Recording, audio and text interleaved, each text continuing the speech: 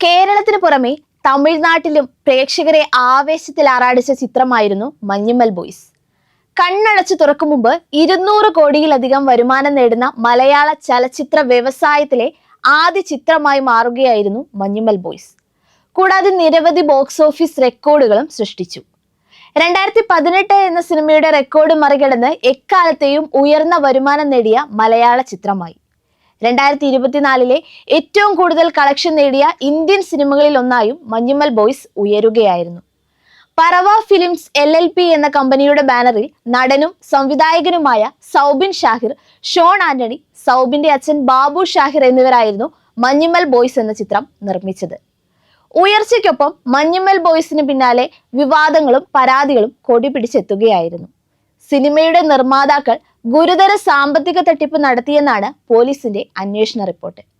ചിത്രത്തിന്റെ നിർമ്മാതാക്കളായ പറവ ഫിലിംസുമായി ബന്ധപ്പെട്ടവർ ലാഭവിഹിതമോ മുടക്കുമുതലോ നൽകാതെ ചതിച്ചെന്ന് ആലപ്പുഴ അരൂർ സ്വദേശി സിറാജ് വലിയ വീട്ടിൽ പരാതി നൽകിയിരുന്നു. എറണാകുളം മരട് പോലീസ് നടത്തിയ അന്വേഷണ റിപ്പോർട്ടാണ് ഹൈക്കോടതിയിൽ സമർപ്പിക്കുന്നത്. ആദ്യം പരാതിക്കാരന്റെ മൊഴി രേഖപ്പെടുത്തുകയും പിന്നീട് ഇതുമായി ബന്ധപ്പെട്ട ബാങ്ക് രേഖകൾ പോലീസ് ശേഖരിക്കുകയും ചെയ്തു.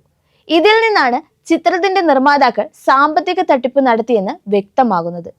7 കോടി രൂപയാണ് സിറാജ് സിനിമയ്ക്കായി നിക്ഷേപിച്ചത്. 22 കോടിയാണ് ചിത്രത്തിന്റെ ആകെ മുടക്കുമുതൽ എന്നാണ് ഇവർ ആദ്യം പരാതിക്കാരനെ ധരിപ്പിച്ചത്. എന്നാൽ 18.65 കോടി മാത്രമായിരുന്നു നിർമ്മാണ ചെലവ്. ഷൂട്ടിംഗ് തുടങ്ങുന്നതിന് മുൻപേ ആദ്യ ഷെഡ്യൂൾ പൂർത്തിയായെന്നും നിർമ്മാതാക്കൾ സിറാജിനെ തെറ്റിദ്ധരിപ്പിച്ചു. 1 രൂപ പോലും മുടക്കാത്ത നിർമ്മാതാക്കൾ പരാതിക്കാരന് പണം തിരികെ നൽകിയില്ല. പറവ ഫിലിം കമ്പനി നടത്തിയത് കരുതി കൂട്ടിയുള്ള ചതിയാണെന്നും അന്വേഷണ റിപ്പോർട്ടിൽ പറയുന്നു. 40% ലാഭവിഹിതമാണ് പരാതിക്കാരന് നിർമ്മാതാക്കൾ വാഗ്ദാനം ചെയ്തിരുന്നത്. എന്നാൽ സിനിമ വലിയ ഹിറ്റായിട്ടും 1 രൂപ പോലും നൽകിയില്ല. ഇക്കാര്യം ബാങ്ക് രേഖകളിൽ വ്യക്തമാണെന്നും റിപ്പോർട്ടിൽ പറയുന്നുണ്ട്.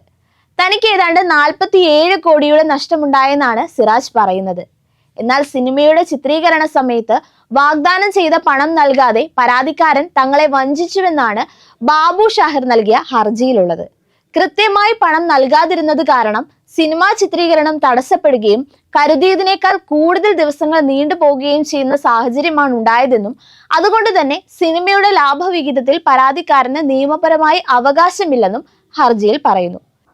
ഒരു സിവിൽ കേസ് ജനശ്രദ്ധ കിട്ടാൻ വേണ്ടി ക്രിമിനൽ കേസാക്കാൻ ശ്രമിക്കുകയായിരുന്നെന്നും നിലനിൽക്കുന്ന പരാതി നിയമപരമായി പരിഹരിക്കാമെന്നും നിർമ്മാതാക്കൾക്കെതിരെയുള്ള ക്രിമിനൽ നടപടികൾ നിർത്തിവെക്കണമെന്നും ബാബു ഷാഹിന്റെ ഹർജിയിൽ പറഞ്ഞിരുന്നു.